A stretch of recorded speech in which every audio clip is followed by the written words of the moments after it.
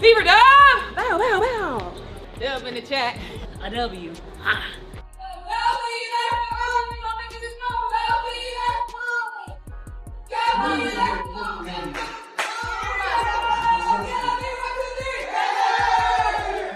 The Indiana Fever just pulled off something few thought possible 3 months ago. They are now 4 games over .500 for the first time since 2015. And incredibly, they did it without Caitlin Clark on the floor. But that's not even the wildest part. While most expected the team to falter without their superstar, the Fever just shattered 4 franchise records in a single game against Paige Bueckers and the Dallas Wings. And here's a twist no one saw coming. 2 players who weren't even on the roster at the start of the season just became the breakout heroes of this remarkable UN.SO. What were those 4 records? Here's a hint. They involved Kelsey Mitchell, Aaliyah Boston, Natasha Howard, and newcomers Ari McDonald and Chloe BBY. The 100 win over Phoenix. Stephanie White called that a big win. They were outstanding. Mitchell, come on. The former Dallas Wing, Natasha Howard. Nobody was looking for this. We think Kelsey Mitchell's going to shoot, but that is the play to make right there. Nobody in the passing lane. Everyone thought the Fever would fall apart without Caitlin Clark. But instead, something remarkable unfolded. Picture the scene. It's August 1st. Clark is on the bench for her 6th straight game, still sidelined by that groin injury from July 15th. No clear return date. Meanwhile, the Dallas Wings move the game to American Airlines Center, home of the Mavericks, with Paige Bueckers leading a desperate team that's lost 8 of their last 10. The stage is set. The pressure is on, and the question looms. Without their superstar on the court, could the Fever keep the streak alive? Wins in a row, a season high. Just how have you been able to find that rhythm over this stretch?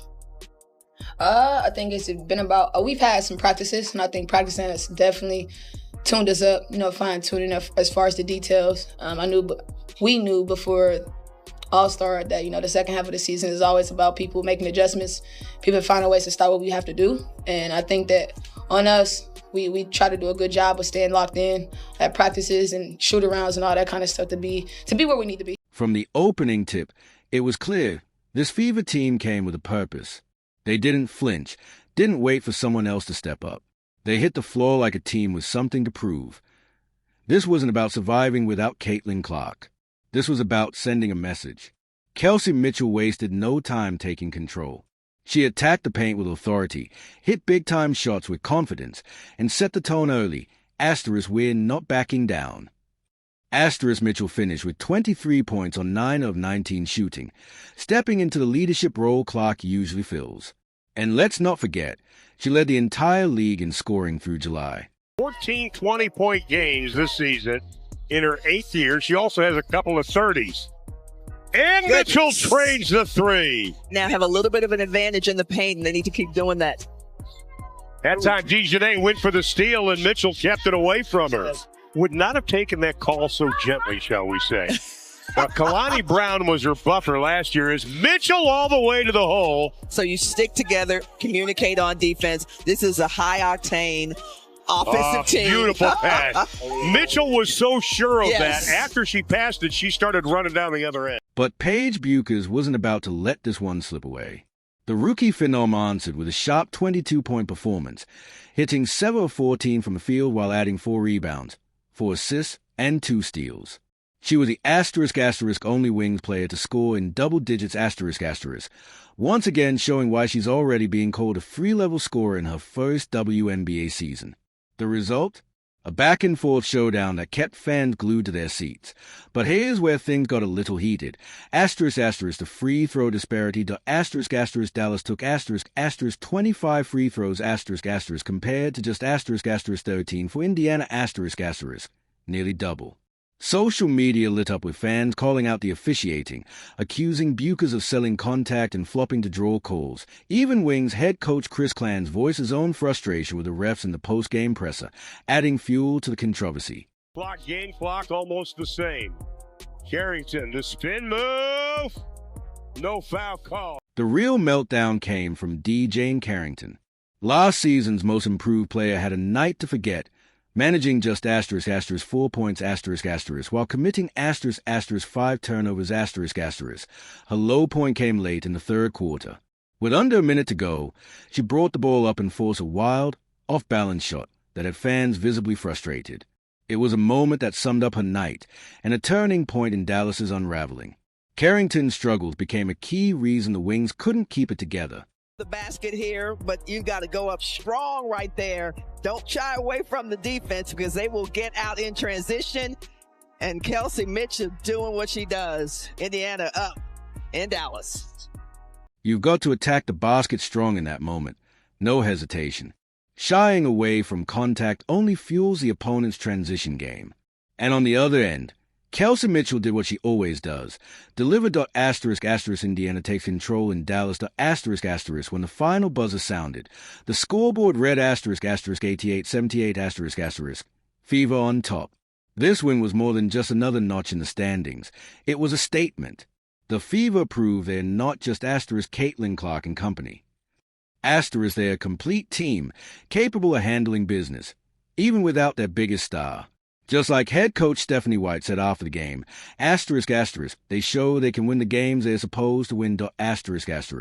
You know, finding ways to get wins, and that's going on some scoring bursts. That's being able to rely on multiple players, getting stops when needed, making adjustments and continuing to grow. I mean, this is a group that's been resilient all season long, and I think that we have such quality depth that we can rely on one another, and rely on one another in certain moments. Two players who weren't even on the roster 3 months ago just became the Fever's secret weapons. Meet Ari McDonald and Chloe Bibuai, mid-season pickups that flew completely under the radar. These weren't blockbuster signings. No press conferences, no hype. Just quiet additions meant to add depth, a bit of insurance for a team trying to stay afloat. But instead of simply filling gaps, they are now changing the trajectory of a season. Stick to your defensive principles. This is an Indiana team that has very nimble on the offensive end. McDonald from the outside rattles another three. That's her third of the... Ari McDonald's journey feels straight out of a movie. She started the season without a team.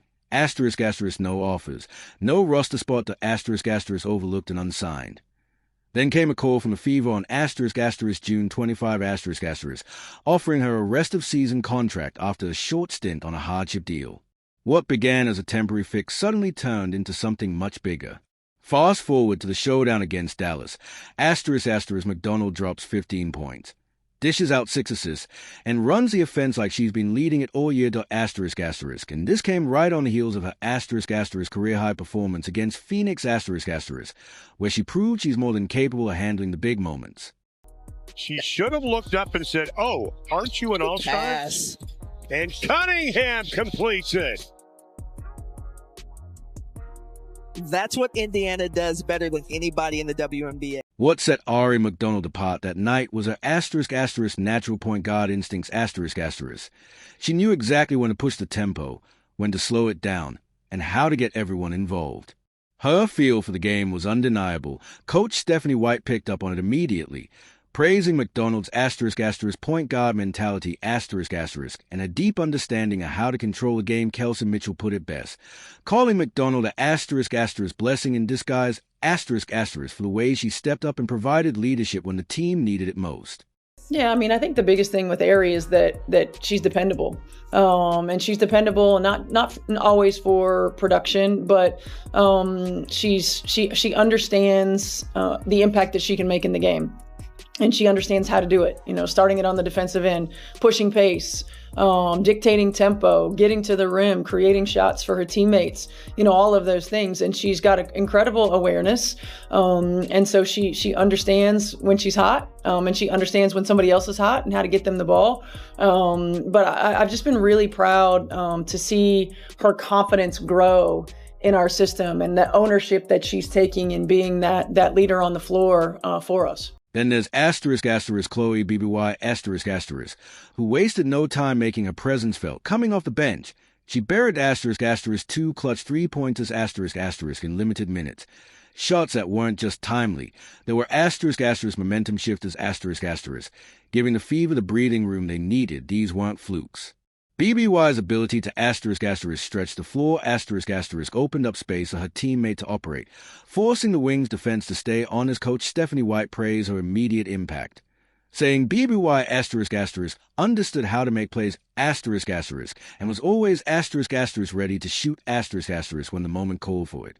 I'd say Boston, the rebound to Mitchell. McDonald splits the D. Bibby, this is where she's good. She can extend the defense, and she's done it. For that nice jumper. Bueckers again, another double-digit game, 6 in the quarter. Here's Bibby, launches, buries the 3. Bibby, don't do him like that. After just 2 games with the team, Chloe BBY earned herself a rest-of-season contract. In those limited minutes, the Fever saw enough to commit to her for the long haul. Coach White highlighted exactly why, saying BBY fills a specific need. She's a stretch forward and a shooter. We haven't had that. You signed Chloe Bibby to a rest of season contract today. Just what impressed you about her on that 7-day and those 2 games she played in? Well, number one, just the way that she fit in right away. She gives us a different look from that forward position with her ability to stretch the floor. And particularly in 2 games where we really needed to create space for AB to go to work inside, she was able to do that for us. She came in and she learned the system right away. It just was such an easy transition, and she's produced. These 2 under-the-radar players became the game changers behind the Fever's best winning streak since 2015 that Ari McDonald brought the point guard leadership the team desperately needed, while Chloe BBY stretched the floor and opened up the entire fence. Coach White's system clicked perfectly because these players immediately understood their roles and executed without hesitation. The Fever weren't just surviving without Caitlin Clark anymore. They were thriving. McDonald and BBY stepped into roles they weren't originally signed to fill and made them their own, but they weren't the only ones making history that night. While everyone was watching the scoreboard, the Fever quietly shattered franchise records, *** for historic achievements in a single game to ***. These weren't just impressive performances. They were record-breaking moments that redefined what this team could do. Here's the first record that stunned everyone ***. Aaliyah Boston and Natasha Howard became the first teammates in WNBA history to each record at least 10 points, 10 rebounds, 5 assists, and 2 steals in the same game. The *** thing about that. *** never before in the entire history of the WNBA *** had 2 teammates hit those numbers together on the same night. Boston posted 12 points, 11 rebounds, 5 assists, 3 steals, and 1 block. Howard matched that effort with 11 points, 16 rebounds, 5 assists, 2 steals, and 1 block. Watch the attention Boston gets. Opens up a lot for the guards. Here's Boston. Bueckers had nothing she could do. No rebound, Howard. That's rebound number 9 to go along with her 9 points. Beautiful dish inside to Boston. What we'll do is share the basketball here. Just a little dump down to Boston. Paige Carrington rolls to the hole. Howard with a rejection. To the basket here, but you got to go up strong right there. Let's zero in on Natasha Howard's 16 rebounds, a new career high for her. She controlled the board with such authority, it looked like she was facing off against high school competition. Meanwhile, Aaliyah Boston extended her double-double streak to 5 games with 11 rebounds. She's been a model of consistency all season, but this performance proved she can step up and elevate her game when the team needs it most. That pass outside to Howard. Oh, Boston at the basket, foul on Haley Jones. It is not a move her out geographically away from the lane to get her off the basket. Tough rebound there. Geisel shooter's going to come out. Lee Yu-Ru will check in. But that's not all. Kelsey Mitchell now *** leads the entire WNBA most 20-point game since the All-Star break ***. Her 23-point performance against Dallas marked her **13th game this season, scoring 20 or more points ***. Mitchell has been the consistent scoring force keeping this offense rolling, even when others are having off nights. The 100 win over Phoenix. Stephanie White called that a big win. Ooh, They were outstanding. goodness. Mitchell, come on. to former Dallas wing, Natasha Howard. Nobody was looking for this. We think Kelsey Mitchell's going to shoot, but that is the play to make right there. Nobody in the passing lane. Chloe BBY set a new franchise record by sinking multiple three-pointers in each of her first 3 games with the Fever. Those shots weren't just impressive, they made history. No other Fever player has ever started their time with the team by hitting multiple threes in their first 3 appearances. The 4th record goes to Ari McDonald. She became the 3rd fastest player in Fever history to reach 150 points and 50 assists. The only 2 ahead of her? None other than Caitlin Clark and Tamika Catchings. That's elite company for someone who wasn't even on the roster 3 months ago. That McDonald's scoring and playmaking have been key to filling that vital point guard role. When we get a chance to really put ourselves in a position to, win games, we got to win them. I think any competitor knows that when we say win them. And I think we took some time off. We had a little drop off today, and I think that's what she's talking about. It was inconsistent. I think we could have been a little bit better. 4 records in one night proved this wasn't luck. It was a team discovering its identity and showcasing what's possible when everyone steps up. The Boston-Howard duo brought frontcourt dominance the Fever hadn't seen in years. Mitchell delivered steady, reliable scoring. BBY stretched the floor from the start. And McDonald commanded the offense like a seasoned pro. But the real fireworks? They happened *** after the final buzzer ***. Obviously, Ari, you only joined this team mid-season, officially on a full contract now. Congratulations. But just the impact that Ari has had overall, how do you feel like? Oh, it's unbelievable. This is our blessing in disguise. We always tell her that we appreciate her seriously. Kelsey Mitchell's post-game remarks carried a message Fever fans have been eager to hear. The locker room was buzzing with energy after their historic win, fueled by breaking 4 franchise records in a single night. Mitchell approached the microphones, her confidence shining through every word on the surface. Her comments seemed straightforward, but beneath them lay something more meaningful. She praised her teammates for stepping up and embracing new roles in the absence of key players, singling out Ari McDonald's impact by calling her *** our blessing in disguise. ***, that phrase resonated deeply, especially when you consider the team's recent roster moves.